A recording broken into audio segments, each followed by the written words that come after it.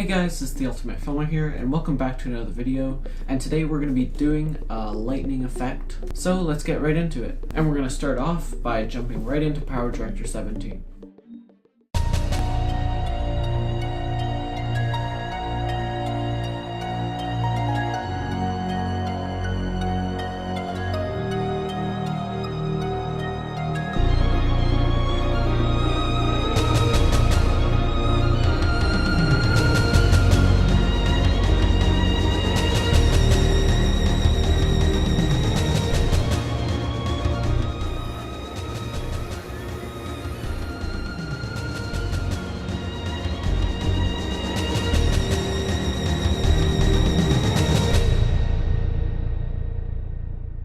Okay, so once you're in PowerDirector, you're going to want to have your clip on the timeline here, and I've cut it so that it's a bit shorter, and also I've made sure that there's a bit of movement in there for the lightning tracking. But of course you can cut yours however you like it. So the first thing we're going to do to get this effect started off is go into the Effects tab and search for lightning.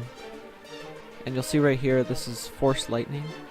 So we're going to just drag it onto the clip, and then we're going to head over here to Effect and make sure Force Lightning is checked. So however large you want your lightning to look at first, I'd probably start in here, changing up some of the colors and different attributes like the core size, like that. And of course the glow size, which I'm going to put all the way.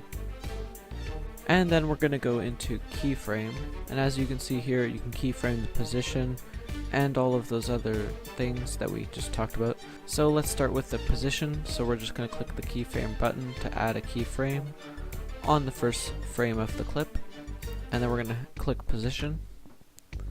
So this is where the lightning comes from, so we can move that roughly to where the hammer is. Now we're going to click OK, even though this looks bent right here and it's not going directly towards the second dot. We're going to click OK, and we're going to go and look at some of these other attributes. So the branch ratio will change basically that. So there it's more like a line, but we want it to have some branches on it, more like that. The branch decay, basically this will change how much the smaller branches decay as they go. So if I turn it down, they're still really fat on the ends. So we want it to look more natural. So more up there. And then direction range is what we can turn down so that the second point in our position will actually be closer to it or touching it, so that the lightning is going in the direction you want it to.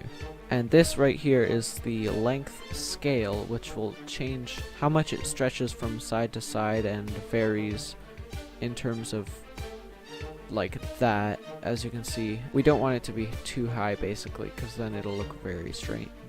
Okay, so now what we can do to keep the bottom of the lightning attached to the tip of the hammer is we can go to position, and since we started on the first frame, we're gonna skip ahead 2 frames and click the position again. Now of course I've only changed it a little bit because my hammer hasn't really moved all that much, and the reason we're skipping 2 frames because it's much faster and you don't have to change it every frame, especially if it doesn't move too much in between those frames. So we're gonna keep skipping ahead by 2 frames and position the lightning every time, and continue keyframing until you've reached the end of your clip.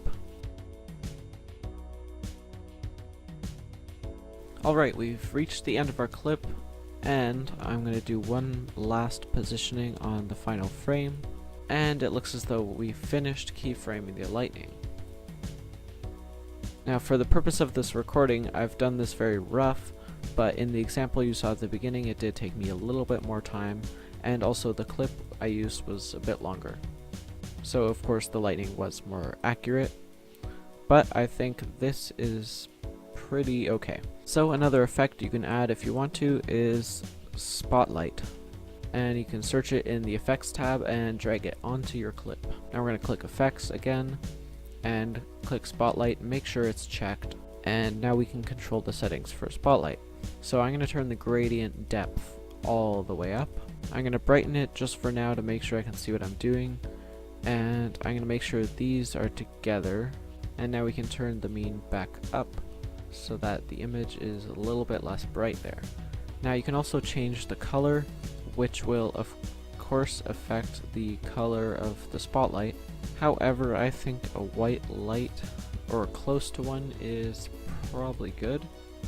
And you can also change the brightness of the spot in which the spotlight is pointed on. So we want it to be a little bit more bright than the rest of the clip, just so that it looks like the lightning is letting some light onto the scene. Now of course you can also change the position. So what I'm going to do, just like with the lightning, I'm going to go into keyframe, and in the spotlight tab I'm going to click on the position keyframe and click position and do the same thing and make sure it's near the hammer at least. Now the spotlight doesn't have to move as much because it doesn't have to be as exact, so I'm skipping lots of keyframes unless the hammer moves a lot, because with the spotlight you can't really tell as well where it's moving in the scene. Alright, and now we are finished that too. Now these are just extra things, but if you want you can add a little radial blur and turn down the effect to like 2 or 3, and maybe even throw on some bloom and turn down those settings a little bit. And there we go, now we have our lightning. If I play it back, however, there is something missing, and it is the thunder, or really any sound effect at all. If you have PowerDirector, there is a thunder sound effect that you can use, and it sounds like this. Or you can find one online that you like, but I think I will be using this one and just making a few adjustments to it. We're going to add some echo and feedback so that it sounds like there's more lightning than there actually is.